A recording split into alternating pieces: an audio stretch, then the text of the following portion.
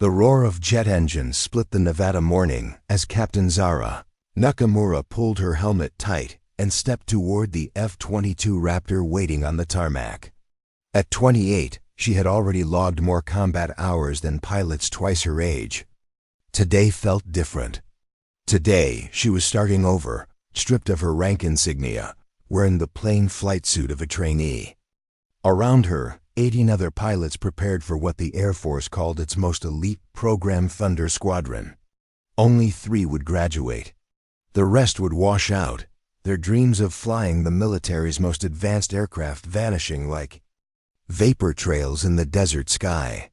Before we jump back in, tell us where you're tuning in from, and if this story touches you, make sure you're subscribed, because tomorrow I've saved something extra special for you. What none of them knew, including the instructors watching from the control tower, was that this training program was broken.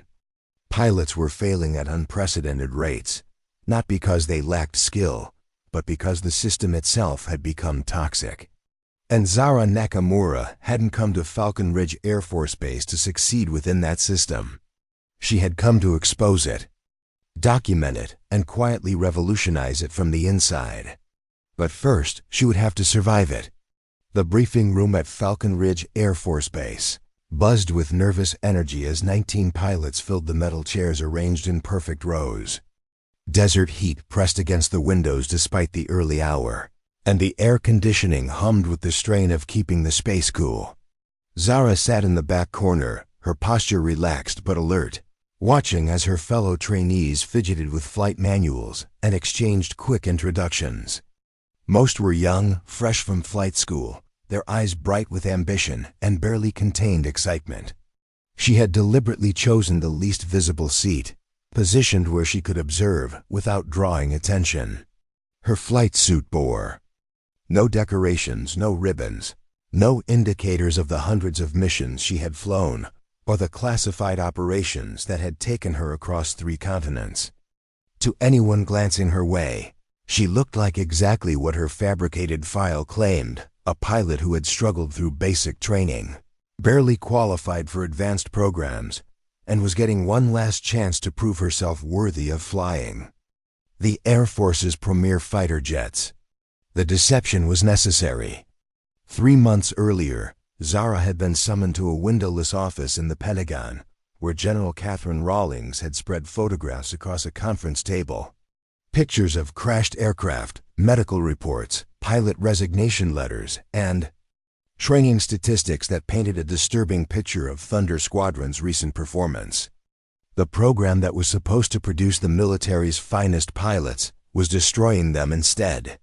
60% failure rate, General Rawlings had said, tapping the charts with her pen. Pilots washing out not because they can't fly, but because they can't handle the pressure. Something's wrong with the program itself, but every time we send in evaluators, everything looks perfect on paper. The instructors know they're being watched. Zara had studied the faces in the photographs, young pilots whose confidence had been systematically dismantled until they believed they weren't good enough to fly military aircraft. Some had transferred to transport divisions. Others had left the Air Force entirely. A few had required psychological counseling after what their files described as training incidents. "I need someone on the inside," General Rawlings had continued. "Someone who can document what's really happening without anyone knowing they're being watched. Your combat record gives you credibility, but more importantly, your psychological profile shows you can maintain composure under extreme pressure. You'll go in as a struggling pilot getting a second chance. Document everything. Find out why this program is failing its people." Now, sitting in that briefing room, Zara felt the weight of that mission. Her real personnel file was locked away in classified archives. The one in Thunder Squadron system showed a pilot named Zara Nakamura who had barely passed flight school, struggled with confidence, and was being given one final opportunity to prove herself. It was a perfect cover for what she needed to do. The door burst open with military precision, and Colonel Marcus Brennan strode into the room. At 52, he commanded attention through sheer presence, broad shoulders, steel gray haircut, regulation short, and eyes that seemed to catalog every weakness in the room within seconds. Behind him walked Lieutenant Commander Derek Hayes, younger but carrying himself with the same intimidating confidence. "Welcome to Thunder Squadron," Colonel Brennan announced, his voice cutting through the silence like a blade. "For the next 12 weeks, this base will be your entire world. You'll eat, sleep, and breathe aviation excellence. Most of you won't make it to week 6. He began pacing between the rows of chairs, his gaze lingering on each pilot long enough to make them uncomfortable. "This isn't flight school anymore. We don't coddle. We don't make excuses. We don't accept anything less than perfection. When you're flying a $40 million aircraft in combat situations, second best gets people killed." Zara watched his technique with professional interest. The intimidation was calculated, designed to establish hierarchy and create psychological pressure from the first moment. It was textbook dominance assertion, but something about his delivery felt off. There was an edge to it that went beyond military discipline, a personal satisfaction in making the trainees squirm. "You'll notice there are 19 of you, Colonel," Brennan continued, stopping near the front of the room. "That's not an accident. Only 3 spots are available in the operational squadron. The rest of you will discover you're not cut out for this level of flying. Some of you already know it, but haven't admitted it to yourselves yet." His eyes swept across the room and landed on Zara. For a moment, their gazes locked, and she saw something that surprised her immediate dismissal. He had already decided she didn't belong here, and he wasn't trying to hide it. "Training begins at 0500 tomorrow," Lieutenant Commander Hayes announced, consulting his tablet. "Physical conditioning, classroom instruction, simulator. Time and flight operations. Days will run 14 hours minimum. Anyone who can't keep up will be eliminated." Colonel Brennan nodded approvingly. "Your first lesson starts now." "Look around you," the speaker began. "These aren't friends or teammates. They're your competition. Every mistake they make gives you an edge. Every flaw they reveal is your opportunity." Thunder Squadron wasn't about teamwork. It was about identifying the few who could survive its grueling standards. As Zara listened, she realized the psychological damage she had seen in previous reports wasn't a side effect. It was the program's design. Instead of fostering camaraderie like most military units, Thunder Squadron encouraged rivalry and distrust.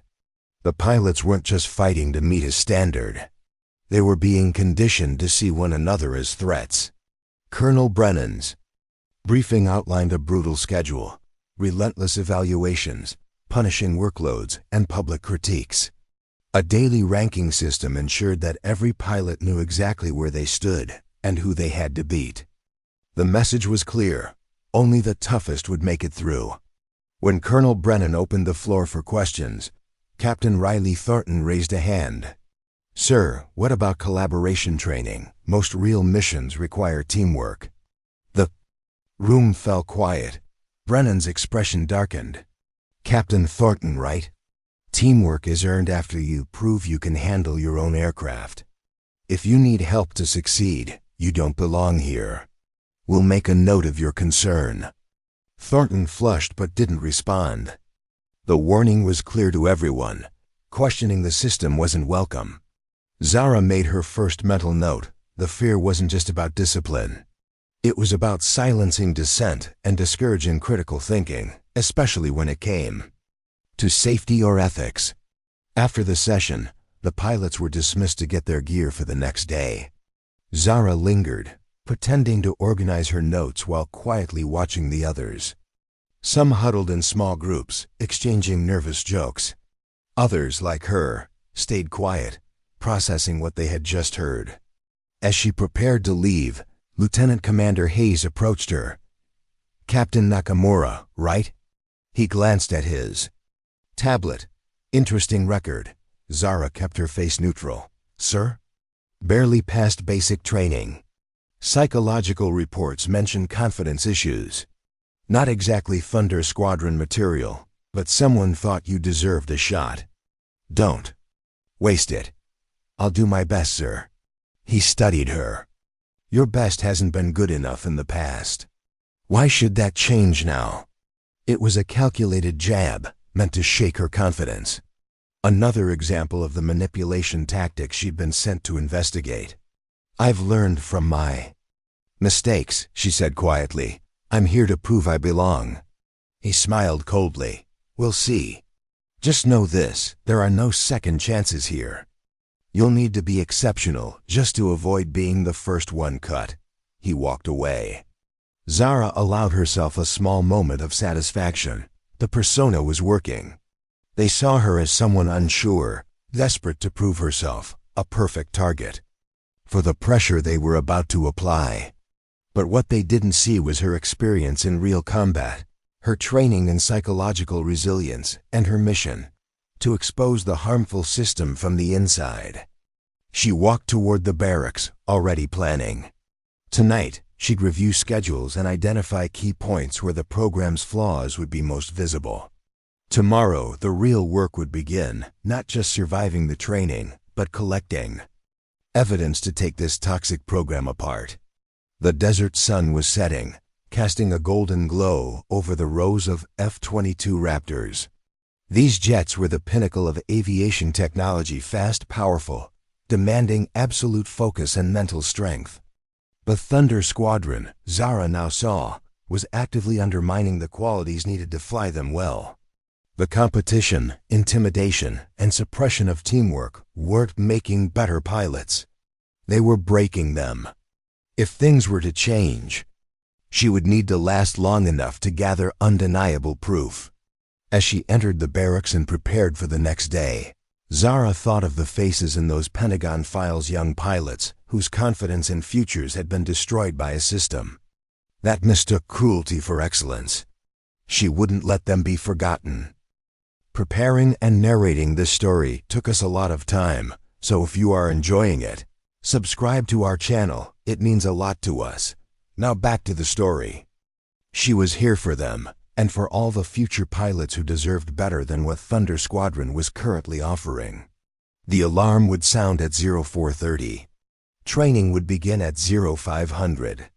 And somewhere in those 14-hour days ahead, she would find the evidence needed to revolutionize fighter pilot training, not by failing within the current system, but by documenting its failures so completely that change would become inevitable.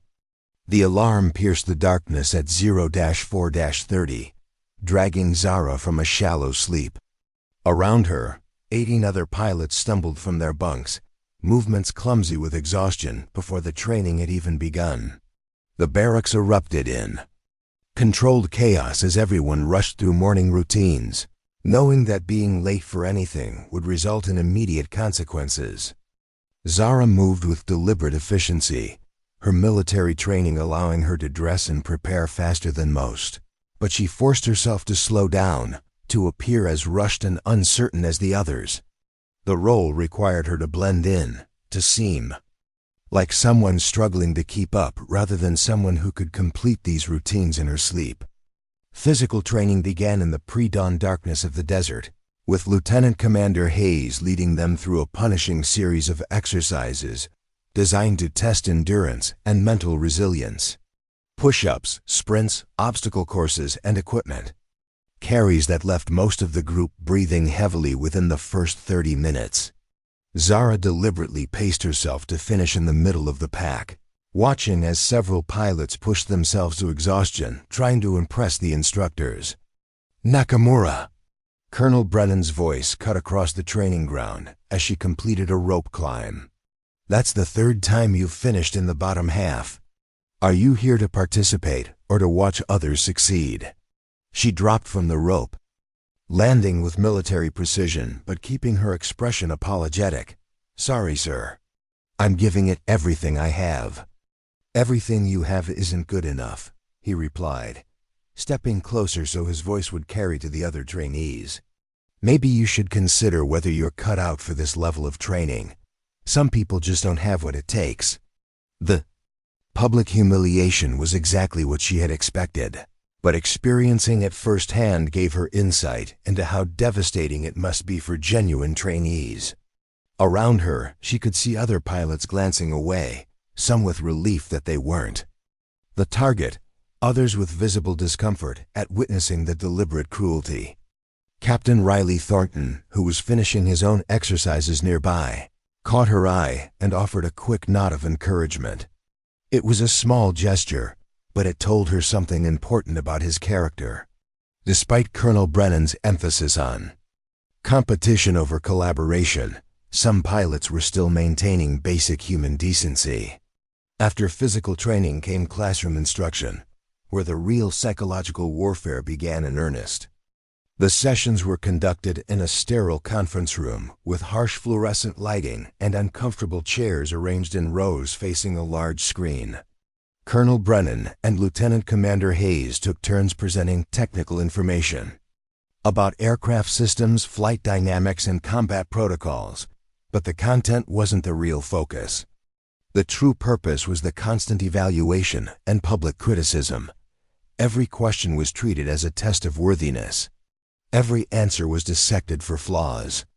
Pilots were called upon randomly and expected to respond with perfect accuracy under pressure, while their mistakes were highlighted for the entire group to witness. Captain Nakamura, Lieutenant Commander Hayes announced during a session on avionics systems, explained the primary differences between the F-22's radar cross-section minimization techniques and those used in previous generation fighters. It was a complex technical question that would challenge even experienced pilots, deliberately chosen to expose knowledge gaps.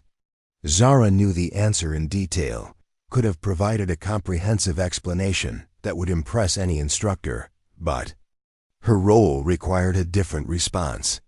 Well, sir, the F-22 uses stealth technology to reduce its signature, she began, deliberately hesitating and using vague terminology. It's designed to be harder to detect than older aircraft.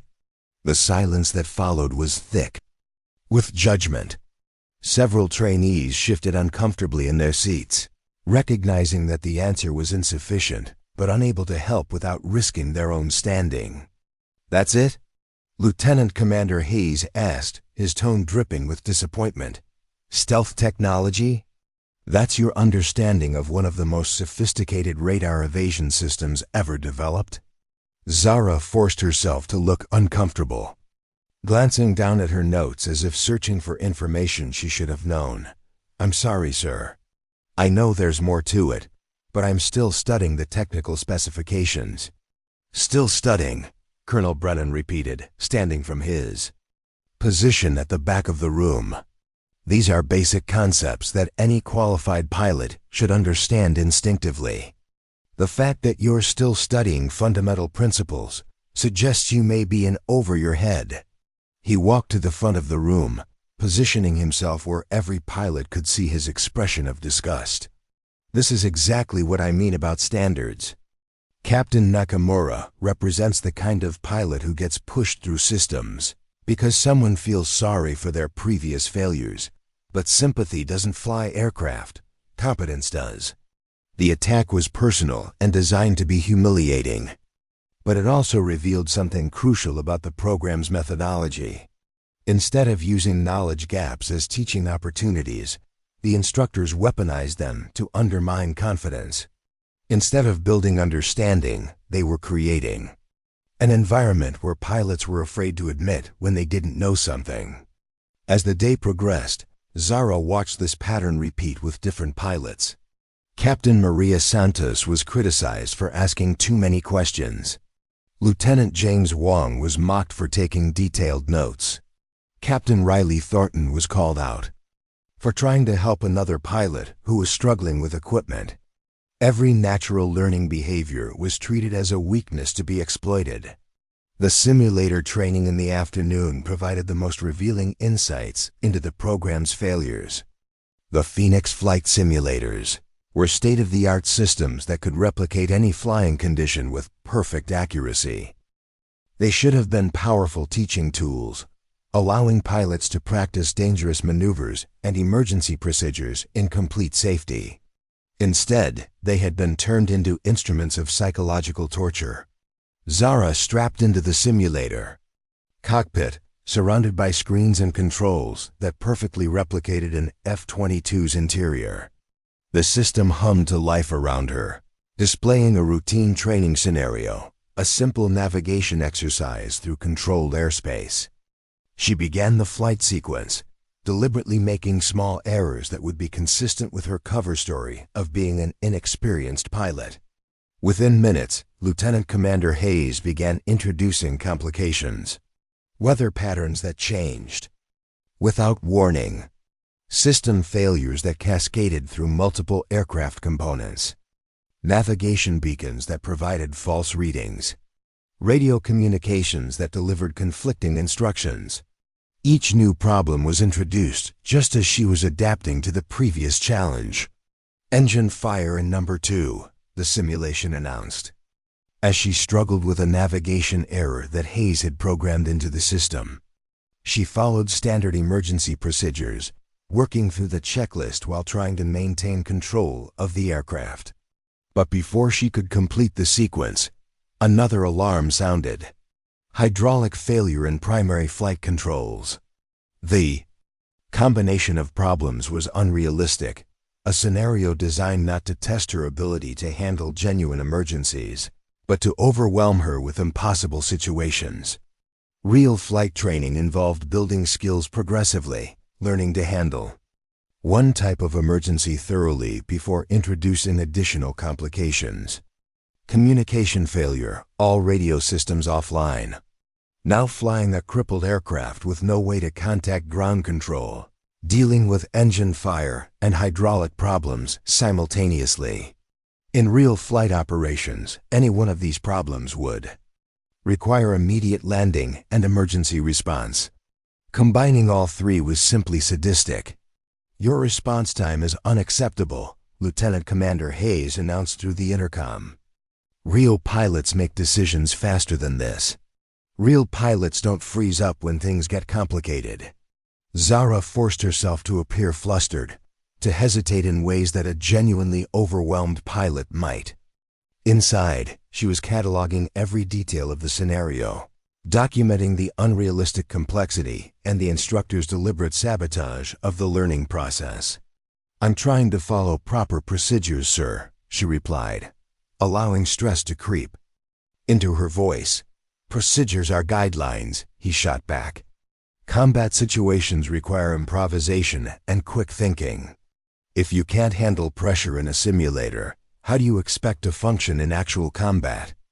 The session continued for another 40 minutes, with Hayes introducing new complications every time she began to stabilize the situation. By the end, the simulation showed her aircraft crashed, her pilot rating failing, and her performance metrics highlighted in red across multiple categories. As she climbed out of the simulator, other pilots who had been watching through the observation window looked away, some with sympathy, others with the relief of knowing they weren't the target. The message was clear to everyone present. This was what happened when you weren't good enough for Thunder Squadron. But Zara had gathered invaluable intelligence. The simulator session had been recorded, as all training exercises were, providing documentation of training methods that violated every principle of effective pilot development.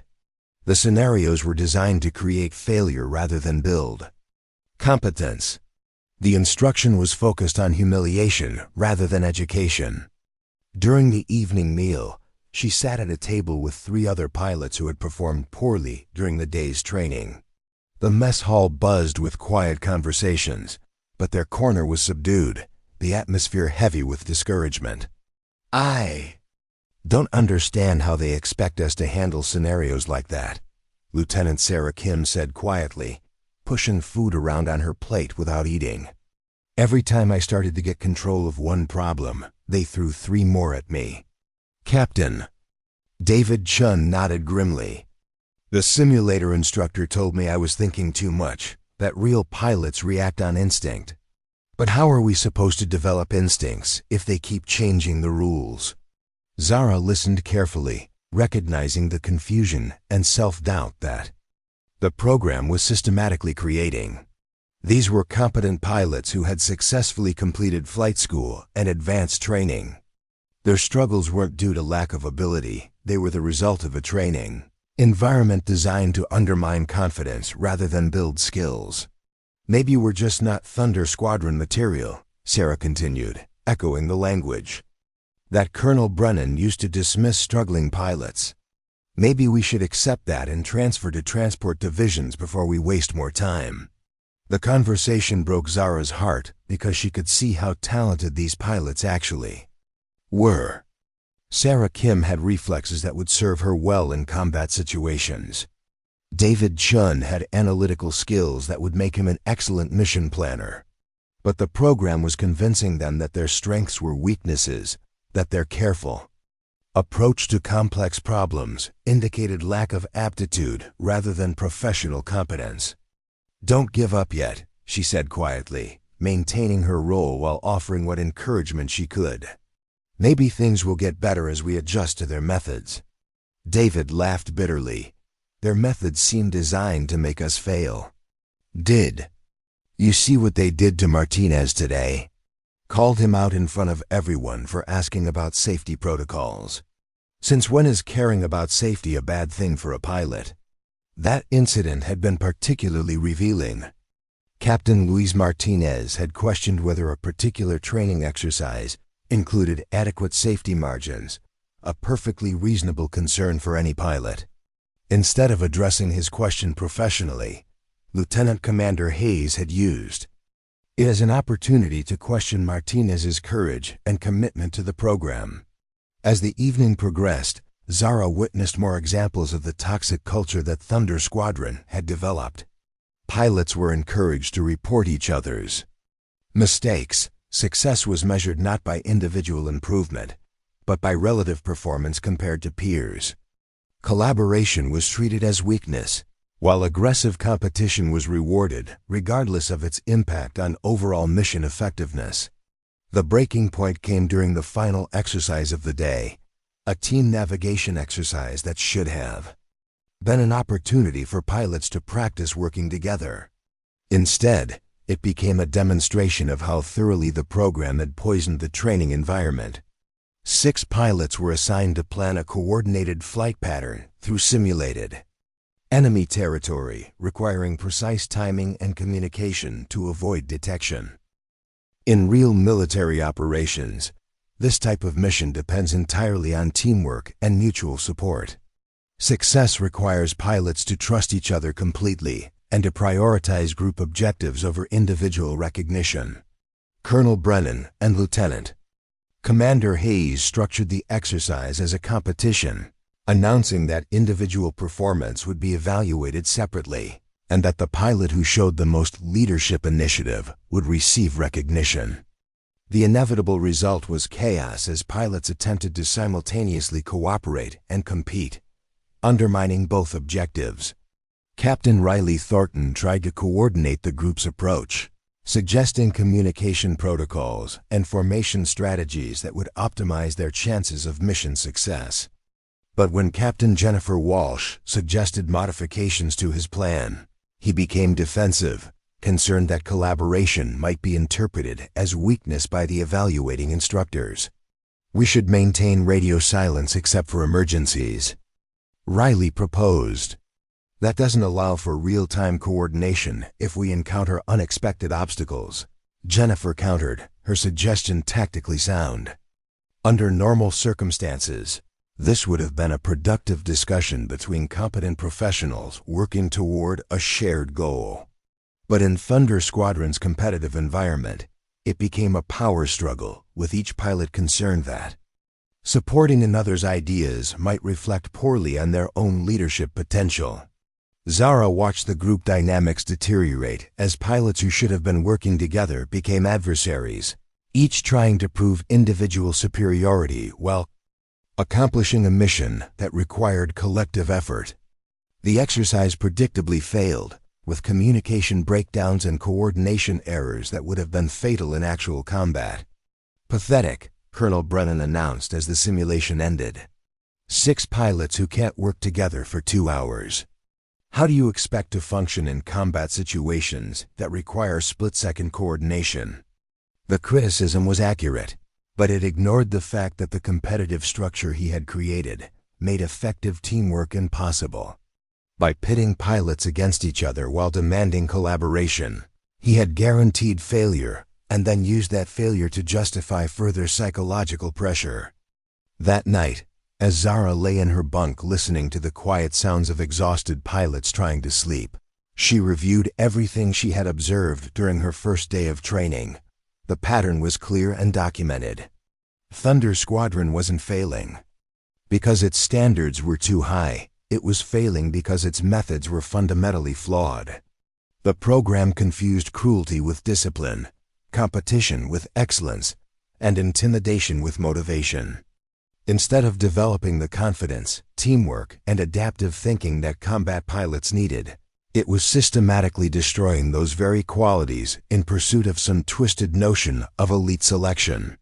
But tomorrow would bring new challenges, and her mission required more than just documenting problems.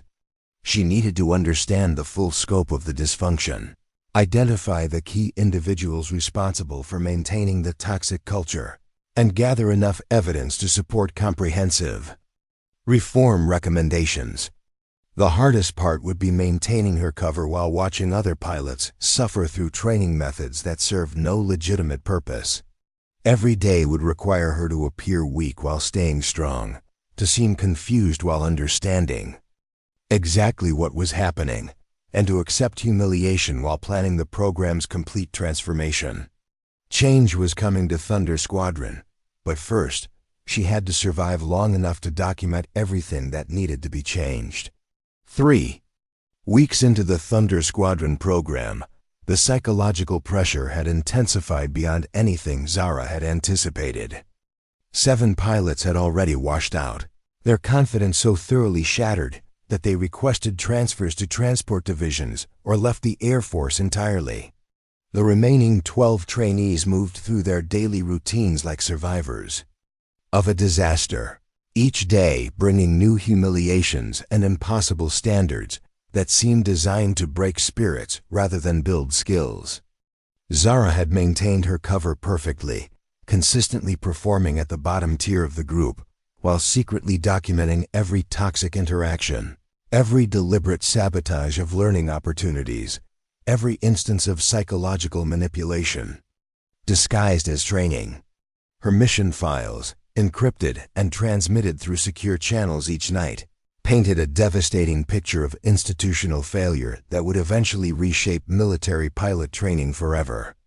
But maintaining the facade was taking its toll in ways she hadn't expected. Watching talented pilots like Sarah Kim and David Chun lose faith in their abilities, seeing the light fade from their eyes as they internalized the constant criticism, required a level of emotional control that tested even her extensive training in undercover operations. The breaking point came during what should have been a routine emergency response drill. The scenario began typically enough. All remaining trainees were assembled in Hangar 7 for what Lieutenant Commander Hayes announced as a comprehensive evaluation of crisis response capabilities. The hangar had been modified to simulate a forward operating base under attack, complete with smoke machines, sound effects, and emergency lighting that strobed red across the concrete floors. Real combat situations don't follow training manuals, Colonel Brennan announced as the pilots gathered near a row of F-22 simulators. Today you'll discover whether you can think under pressure or whether you're just another pilot who looks good on paper, but folds when things get serious. The drill began with air raid sirens and simulated explosions that echoed through the hangar. Smoke began pouring from concealed vents, reducing visibility and triggering automatic ventilation systems. Over the chaos, Hayes shouted instructions that were deliberately confusing and contradictory. All pilots to stations for immediate scramble. No wait, secure aircraft and evacuate personnel. Belay that. Prepare for defensive positions.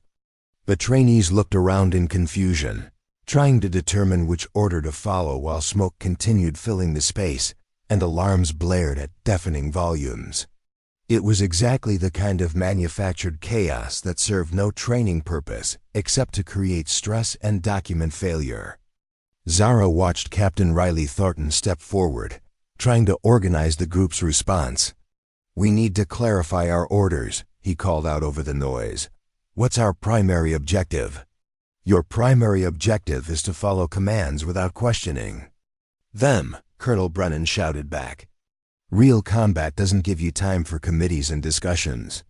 But Riley persisted, recognizing that the scenario was deliberately designed to be impossible. "Sir, the orders are contradictory. Are we scrambling aircraft or evacuating? We can't do both simultaneously. What happened next would change everything." Lieutenant Commander Hayes activated his radio with theatrical intensity, speaking into it as if receiving urgent communications from base command. "Roger that, Control. Understood. All units be advised, we have confirmed hostiles inbound, ETA 6 minutes. This is not a drill. Repeat, this is not a drill." The announcement sent shockwaves through the group. Several pilots moved immediately toward the aircraft, believing they were facing an actual emergency. Others hesitated, recognizing inconsistencies in the scenario but uncertain whether to trust their instincts or follow apparent orders. In the confusion that followed, Captain Jennifer Walsh slipped on the smoke-slicked floor and fell hard against a piece of equipment, her shoulder making contact with a sharp metal edge. She cried out in pain, clutching her arm as blood began seeping through her flight suit. "Medical emergency." Captain David Chun called out, immediately moving to help her. "We need medical attention here." But instead of stopping the drill to address the injury, Colonel Brennan used it as another teaching moment. In combat, people get hurt. You don't stop fighting because someone gets a scratch. Continue the exercise. The callousness was stunning, even by Thunder Squadron standards. Jennifer was clearly injured and needed medical attention, but the instructors were treating her pain as a training prop to test the other pilots' focus under pressure. That was when everything changed. Zara had endured 3 weeks of watching psychological abuse disguised as training.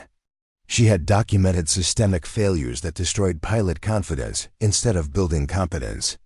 She had maintained her cover while gathering evidence that would eventually revolutionize military aviation education. But watching an injured pilot being used as a training tool while receiving no medical care crossed every line of professional ethics and human decency. Without breaking character or revealing her true identity, she moved with sudden authority that came from years of actual combat leadership. "Cease exercise," she called out, her voice cutting through the chaos with unmistakable command presence. "All personnel clear the immediate area. Chun, apply direct pressure to the wound. Martinez, call for medical response team immediately." The hangar fell silent except for the slowly dissipating sound effects. Pilots stopped moving, instructors paused mid-gesture, and everyone stared at the woman, who had just taken control of the situation with the confidence of someone accustomed to making life-and-death decisions. Lieutenant Commander Hayes recovered. First, his face flushing with anger. "Did you just countermand a direct order during a training exercise? Who do you think you are?"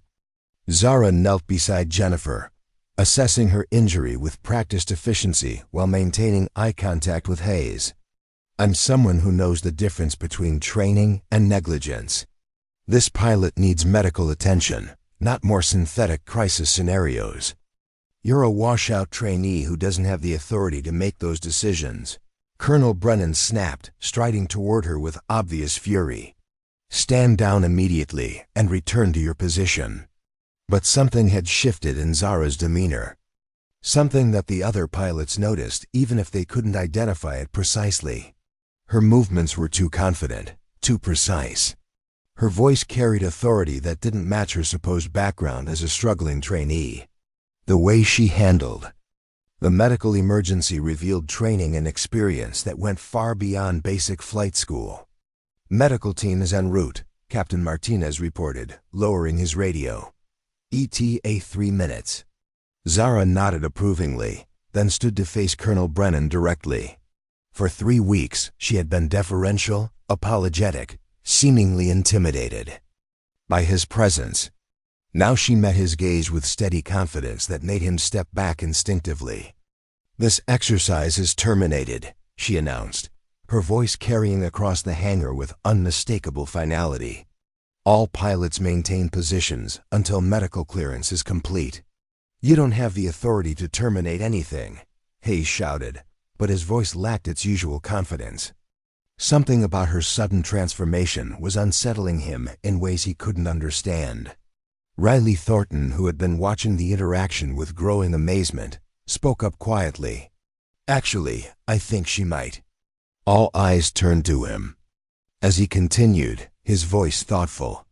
"I've been watching her for 3 weeks. The way she moves, the way she assesses situations, the way she just handled that medical emergency. That's not someone who barely passed flight school. That's someone with real command experience." The observation hung in the air like a challenge, and Zara realized that her cover was beginning to unravel. Riley had been paying closer attention than she had anticipated, and his combat instincts were telling him that something didn't add up about her background. David Chun, still applying pressure to Jennifer's wound, looked up with sudden understanding. "The technical questions in classroom sessions. You always gave simple answers, but your body language suggested you knew more than you were saying. Like you were deliberately holding back." More pieces were falling into place for the observant pilots, and Zara faced a critical decision. She could maintain her cover, continue gathering evidence, and hope that the medical emergency would be forgotten in the ongoing chaos of training. Or she could trust that she had enough documentation to support her mission and reveal enough truth to protect these pilots from further abuse. The decision was made for her when Colonel Brennan, frustrated by his loss of control over the situation, made a fatal error in judgment. "I don't care what any of you think you see," he announced, his voice rising to a shout. "This is my training program, and it runs according to my standards. If Captain Nakamura thinks she can disrupt military exercises because someone gets a little hurt, she can explain that to the review board when I have her removed from the program for insubordination." He turned to Hayes with visible anger. "Call base security. I want her detained for interfering with training operations and refusing to follow direct orders. Maybe a few hours in detention will remind her about military hierarchy." The threat was empty bluster, a desperate attempt to reassert authority, but it also represented exactly the kind of abuse of power that Zara had been sent to document. More importantly, it gave her the opening she needed to reveal just enough truth to protect the pilots while maintaining operational security. "Colonel Brennan," she said quietly, her voice carrying a new quality that made everyone in the hangar pay attention. "Before you make that call, you might want to contact General Catherine Rawlings at Air Force Training Command. Tell her that Operation Skyfall is proceeding ahead of schedule." The color drained from Colonel Brennan's face as the significance of her words sank in. Operation Skyfall was a classified designation that wouldn't appear in any standard military database, but it was also a code that any senior officer would recognize as indicating high-level oversight and investigation. Hayes looked confused, glancing between his commanding officer and the pilot he had been systematically humiliating. "For 3 weeks, sir. What's Operation Skyfall?" But Brennan was staring at Zara with dawning horror, finally understanding that he had been observed, documented, and evaluated by someone with far more authority than he had realized. "You're not a washout trainee," he said slowly, his voice barely audible over the approaching sirens of the medical response team. Zara allowed herself a small smile, the first genuine expression she had shown since arriving at Falcon Ridge. "No, Colonel, I'm not." Captain Riley Thornton whistled softly, pieces of the puzzle finally clicking into place. You're here to evaluate the program. That's why you always seem to know more than you were letting on. Among other things, she confirmed, watching as the medical team entered the hangar and immediately began treating Jennifer's injury with professional competence. I'm here to document what's been happening to pilots in this program and to ensure it never happens again. The silence that followed was profound, broken only by the quiet conversations of the medical team as they stabilized Jennifer's condition. Every pilot in the hangar was processing the revelation, understanding that the woman they had watched endure 3 weeks of deliberate humiliation had actually been conducting an investigation that would reshape their entire experience. Sarah Kim, who had been struggling with self-doubt since the program began, spoke first. So all those times they said we weren't good enough when they made us question our abilities were part of a pattern of psychological manipulation. That has nothing to do with your actual competence as pilots, Zara finished. You're all skilled aviators. The problems you've experienced here aren't reflections of your abilities. They're evidence of systematic training failures. David Chun shook his head in amazement. 3 weeks of watching you get torn down just like the rest of us, and you were actually gathering evidence to fix the system. The hardest part, Zara admitted, was maintaining the role while watching what this program was doing to all of you. Every day, I watched talented pilots lose confidence in abilities that would serve them well in real combat situations.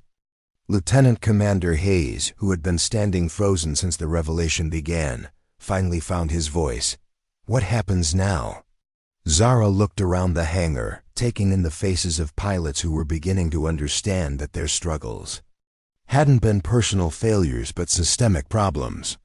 She thought about the evidence she had gathered, the documentation that would support comprehensive reform of military pilot training, and the changes that would protect future aviators from the toxic environment these pilots had endured.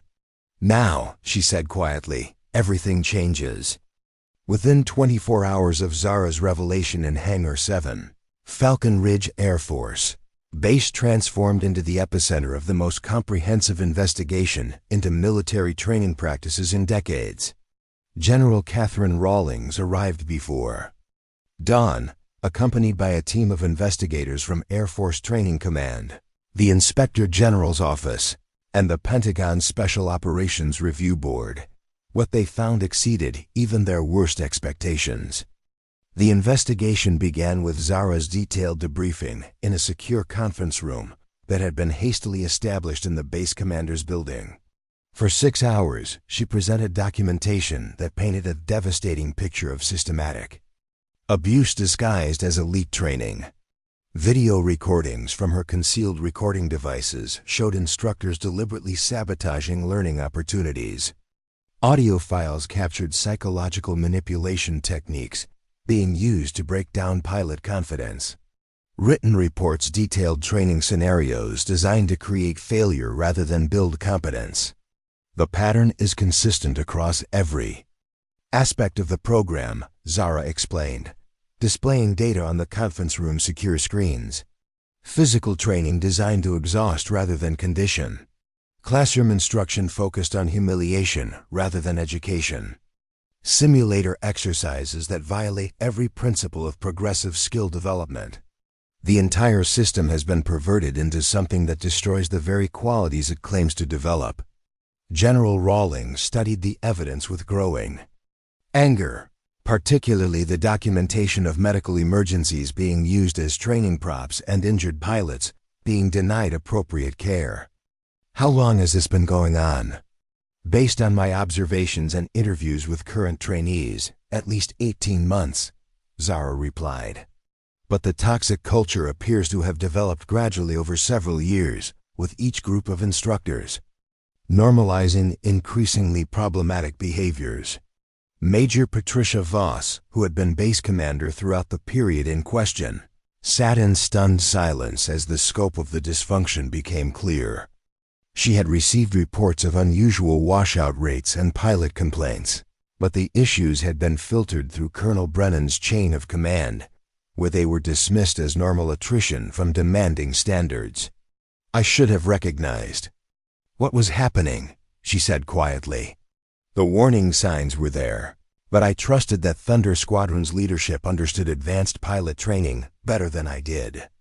The investigation team worked methodically through personnel files, training records, and complaint logs that had been buried in administrative databases. What emerged was a pattern of systematic suppression that went far beyond individual misconduct. Any pilot who questioned training methods was labeled as lacking commitment. Any instructor who raised concerns about psychological pressure was transferred to other assignments. Any administrator who suggested policy reviews was reminded that Thunder Squadron's reputation for producing elite pilots couldn't be compromised by bureaucratic interference. Dr. Amanda Torres, a military psychologist brought in to evaluate the program's impact, conducted individual interviews with current and former trainees. Her findings were damning. The psychological profiles show clear patterns consistent with institutional trauma, she reported. These pilots didn't fail because they lacked ability. They were systematically conditioned to doubt their competence through techniques that violate every principle of effective education and leadership development. Meanwhile, the 12 remaining Thunder Squadron trainees were temporarily suspended from training while the investigation proceeded. For the first time in weeks, they had opportunities to rest, reflect, and process their experiences without constant pressure and evaluation. The relief was palpable, but so was the anger as they began to understand how their struggles had been artificially created. Captain Riley Thornton, who had shown natural leadership throughout the program, emerged as an unofficial spokesperson for the group. "We came here believing we weren't good enough," he told investigators. "We were told that our questions showed weakness, that our concerns revealed lack of commitment, that our difficulties proved we didn't belong in elite units. Now we're learning that the program was designed to make us feel that way." Sarah Kim, whose confidence had been so thoroughly undermined that she had considered leaving the Air Force entirely, described the psychological impact with brutal honesty. "Every day, I woke up wondering if today would be the day they finally realized I was hopeless. I started believing that maybe I really wasn't cut out for this, that maybe I should just accept that I'd never be good enough for advanced aircraft." The interviews revealed that the toxic environment had affected even the most confident pilots. David Chun had once excelled in flight training, but after weeks of constant criticism and unrealistic exercises, he began to doubt even his most basic skills. "They made me believe that analyzing problems was overthinking, that following safety protocols meant I lacked courage, and that relying on others showed weakness," he admitted. But the investigation uncovered something far worse than one flawed program. Thunder Squadron wasn't an outlier, it was part of a widespread pattern of dysfunction across multiple elite aviation programs in different branches of the military. Captain Elena Rodriguez, an investigator with the Inspector General's office, discovered internal communications between Colonel Brennan and instructors from other elite units. The messages revealed a dangerous mindset, one that equated harshness with high standards, used psychological pressure as a training tool, and viewed high dropout rates as a sign of success rather than failure. "We found similar problems at 3 other bases," Rodriguez reported. "These programs were supposed to build elite pilots, but instead they were driving away talent using methods unsupported by any credible training science. The financial losses were immense. Each pilot who washed out represented hundreds of thousands of wasted dollars. But the human cost was far more significant. Skilled pilots were leaving the military entirely, taking their abilities elsewhere just when the Air Force needed them most." In response, General Rawlings called an emergency meeting of top aviation leaders. The room was filled with senior officers and defense officials trying to come to grips with the crisis. "This isn't just about a few bad instructors," Rawlings sighed. "This is a systemic failure. Somewhere along the line, we started confusing difficult training with effective training.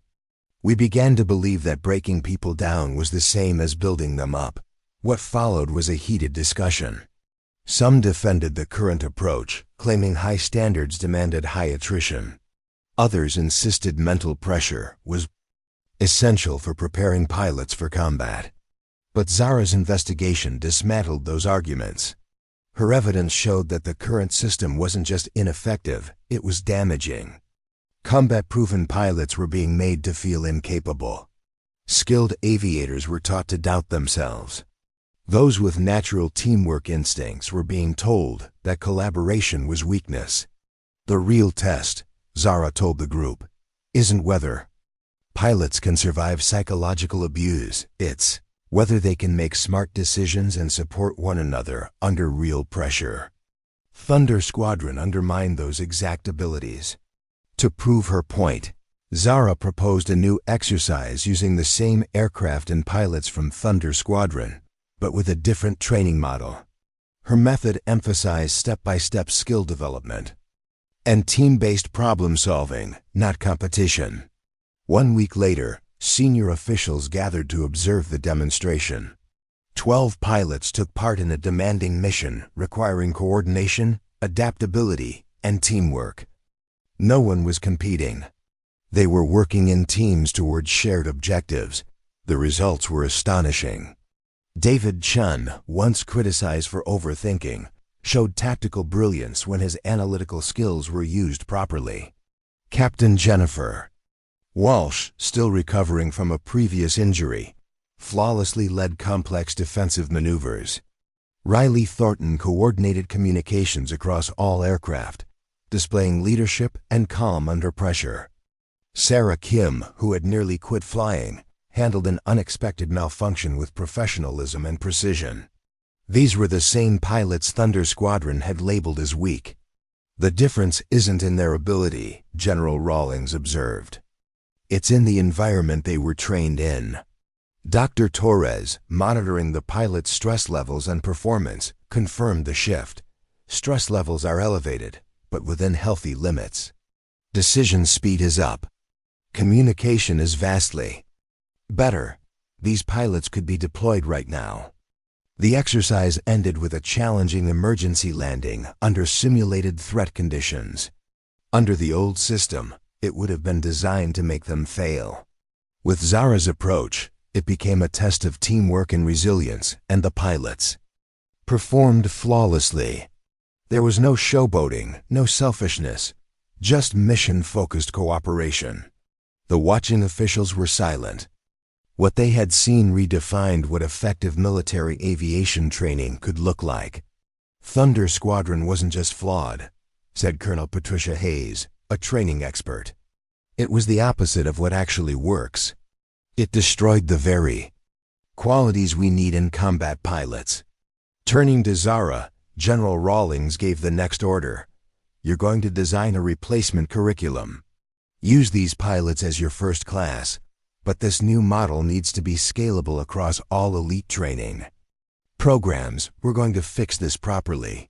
The final report from the investigation was classified but shared with every senior aviation leader. Its recommendations would reshape training for years to come. Cruelty would be replaced with scientifically grounded methods. Competition would give way to teamwork. Humiliation would be replaced with structured, progressive challenges. And most importantly, oversight systems would ensure that elite training remained focused on building capability, not protecting toxic traditions or instructor egos. Colonel Brennan and Lieutenant Commander Hayes were reassigned pending formal disciplinary proceedings. Their replacement instructors would be required to complete extensive training in educational psychology, ethical leadership, and evidence-based skill development before being allowed to work with advanced trainees. The 12 Thunder Squadron pilots, meanwhile, were offered positions in a newly redesigned program that would use their experiences to develop better training methods for future aviators. Each had demonstrated capabilities that qualified them for immediate operational assignment, but they also possessed unique insights into how elite training could be improved. As Zara prepared her final mission reports, She reflected on the broader implications of what had been uncovered. The investigation had revealed that institutional dysfunction could mask itself as high standards, that psychological abuse could disguise itself as elite training, and that systematic failure could be rationalized as appropriate selectivity. But it had also demonstrated that change was possible when problems were properly identified and addressed. The pilots who had been labeled as failures were now being recognized as the foundation for revolutionary improvements in military aviation. Education. The real test of Thunder Squadron hadn't been whether pilots could endure abuse. It had been whether the institution could recognize its own failures and commit to genuine reform. That test, at least, was being passed with distinction. 6 months after the investigation concluded, Captain Zara Nakamura stood in the redesigned briefing room of what was now called the Advanced Aviation Excellence Program, watching a new group of 24 pilots prepare for their first day of training. The harsh fluorescent lighting had been replaced with natural spectrum LEDs that reduced eye strain during long study sessions.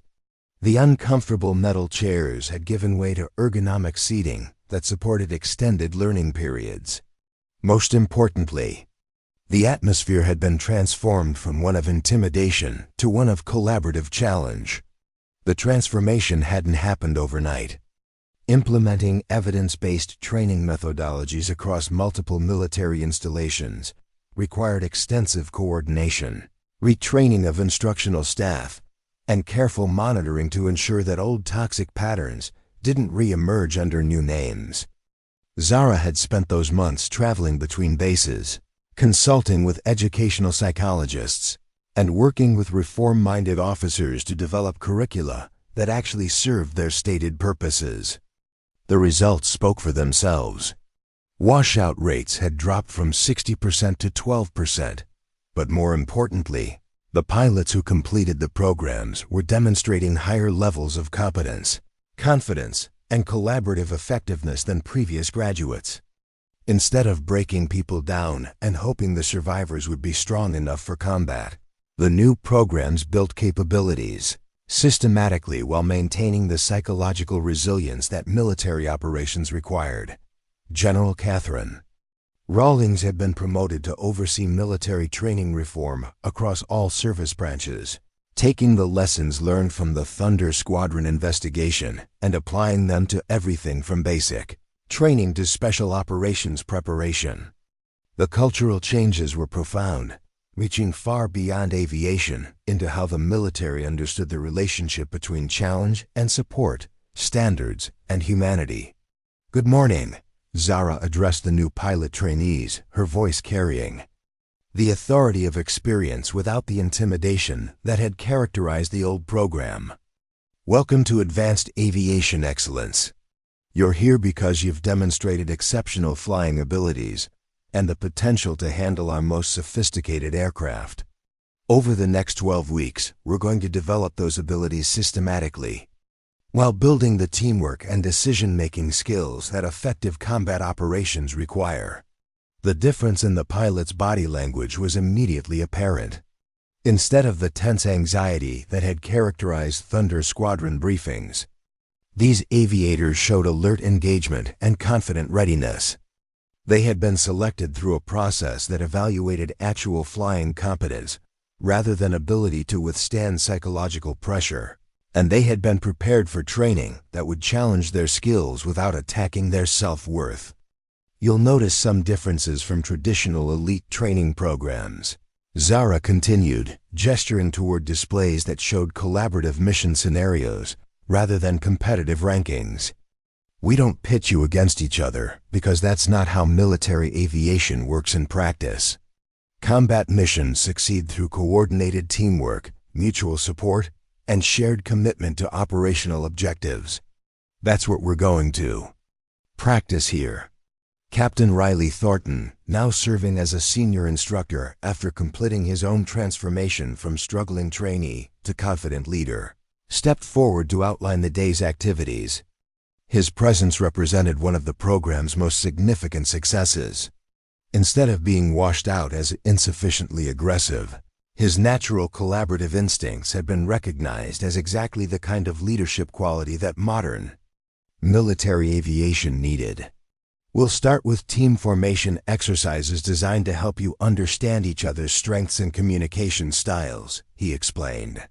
Then we'll move to progressive skill development in the simulators, building complexity gradually so you can master each element before adding new challenges. This afternoon, we'll begin flight operations with basic coordination exercises that prepare you for more complex missions. The approach represented a complete reversal of Thunder Squadron's methodology.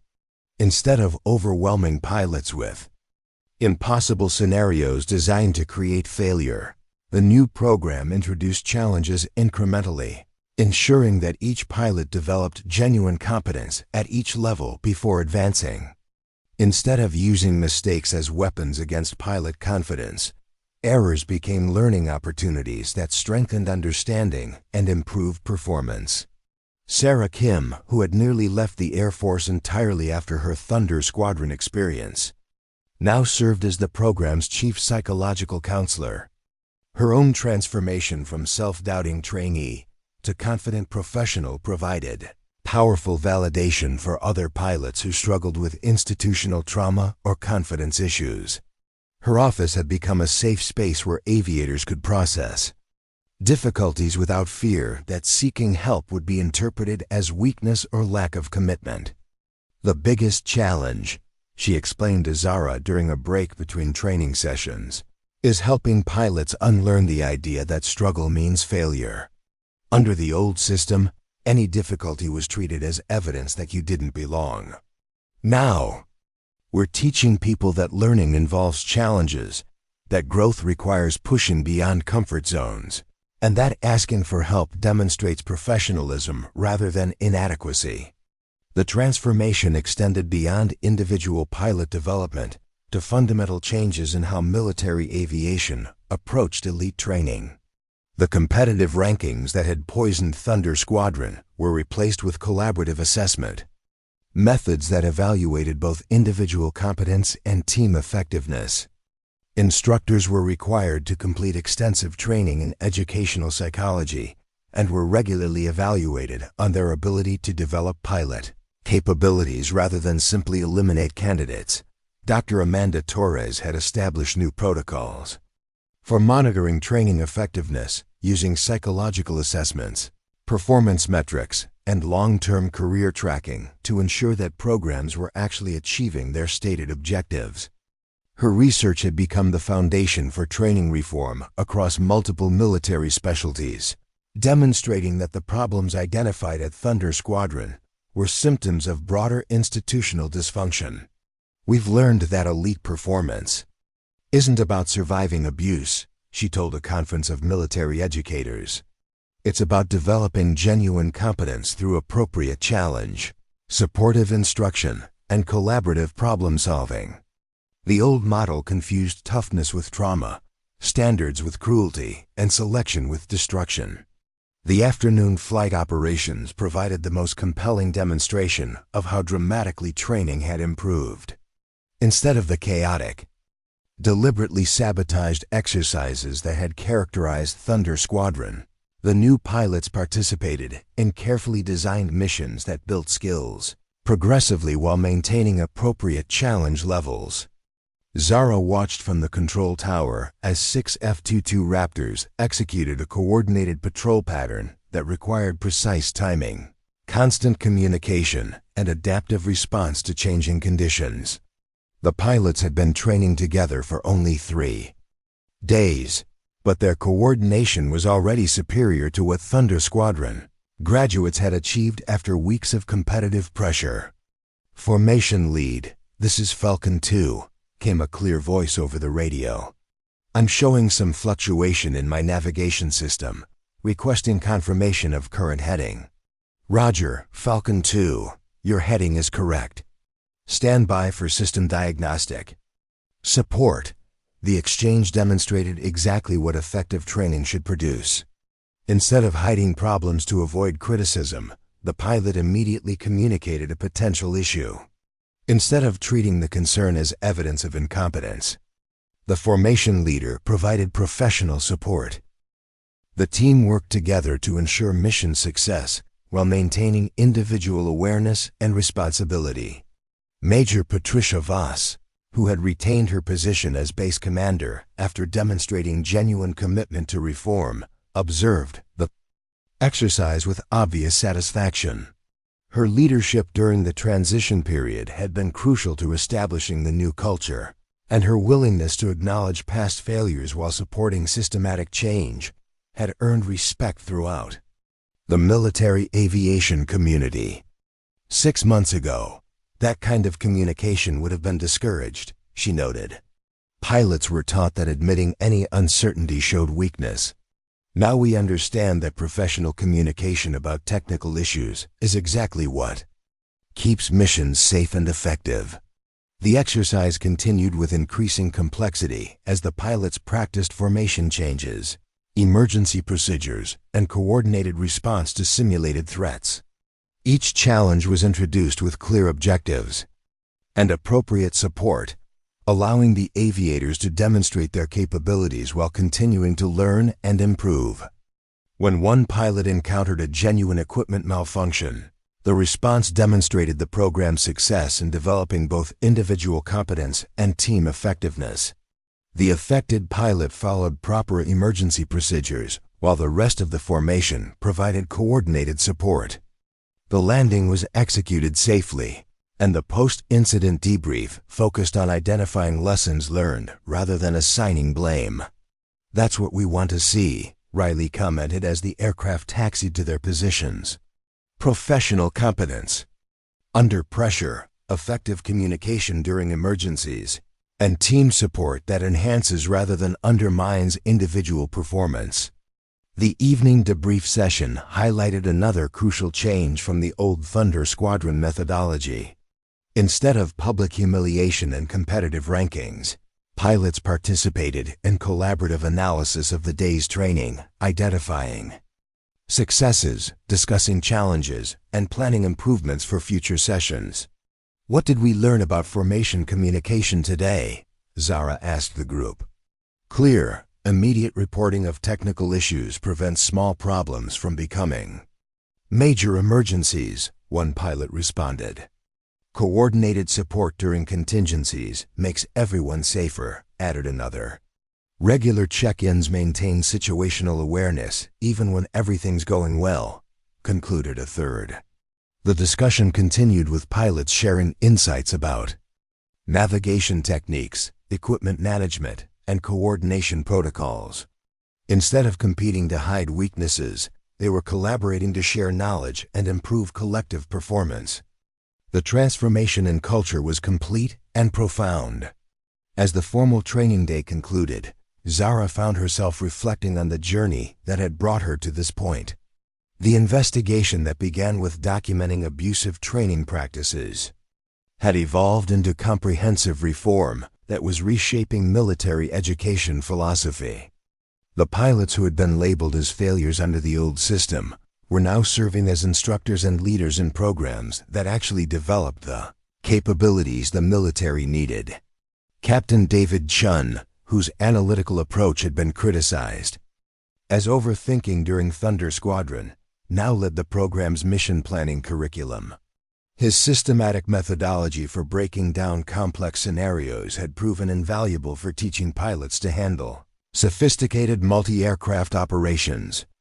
Jennifer Walsh, who had been injured during that final botched exercise, had recovered to become one of the program's most effective flight instructors, her experience providing credibility when teaching emergency procedures and crew resource management.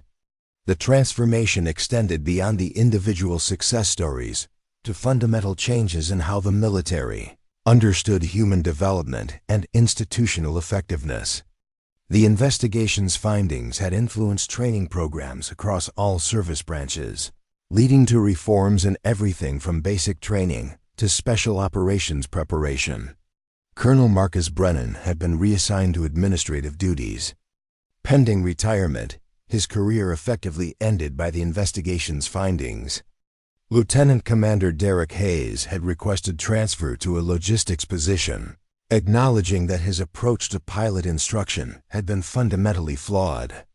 Both men's departures had been handled quietly, allowing the institution to move forward without becoming mired in recrimination and blame. But the real victory wasn't in individual accountability. It was in systematic change that would prevent future pilots from experiencing the psychological destruction that Thunder Squadron had normalized. The new Advanced Aviation Excellence program had become a model for elite training that other military organizations were studying and adapting for their own programs. As Zara walked across the base in the fading desert light, she passed hangars filled with F-22 Raptors that would soon be flown by pilots trained under evidence-based methodologies rather than psychological manipulation. The aircraft were the same, but the humans who would operate them were being developed through processes that recognized their potential rather than trying to break their spirits. Her evening report to General Rawlings was brief but comprehensive, documenting the day's progress and outlining plans for expanding the reformed training model to additional installations. The work was far from complete, but the foundation had been established for training programs that actually served their intended purposes.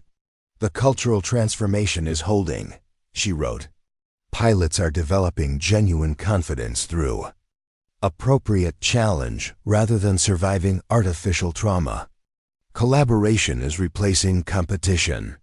Professional development is taking precedence over psychological manipulation. Most importantly, the new graduates are demonstrating superior performance in actual operational assignments compared to previous cohorts." That night, as she prepared for sleep in quarters that were quieter and more peaceful than they had been during Thunder Squadron's reign of psychological terror, Zara thought about the pilots who were now sleeping soundly without fear of tomorrow's humiliations. The young aviators who would wake up excited about developing their skills rather than dreading another day of deliberately demoralizing instruction. The revolution in fighter pilot training hadn't required dramatic confrontations or public exposure. It had required careful documentation, patient investigation, and systematic reform implemented by professionals committed to doing better. Sometimes the most profound changes happened quietly, through the accumulated effort of people who refused to accept that destructive practices were necessary for maintaining standards. 6 months later, the Advanced Aviation Excellence Program had graduated its first class of pilots under the new methodology. Their performance and operational assignments exceeded every metric that had been established for measuring combat readiness. More importantly, they were serving with confidence, professionalism, and collaborative effectiveness that made their units stronger and more capable.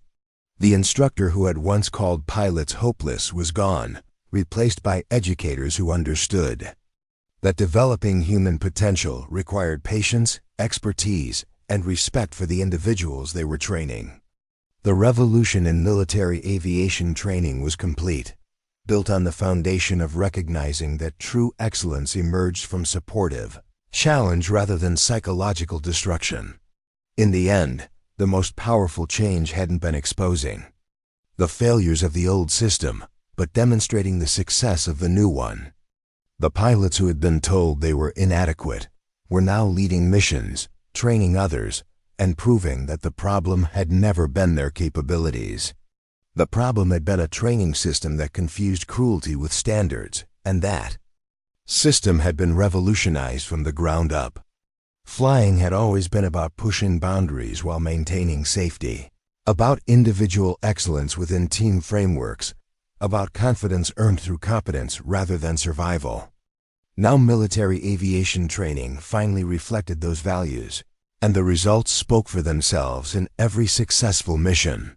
Every confident pilot and every graduate who understood that true strength came from knowledge, skill, and mutual support rather than the ability to endure institutional abuse. The revolution was complete, but more importantly, it was sustainable. Future generations of military aviators would develop their capabilities through methods that honored both their potential and their humanity. That was the real victory, and it would last far beyond any individual career or assignment. Up next, you've got 2 more standout stories right on your screen. If this one hit the mark, you won't want to pass these up. Just click and check them out.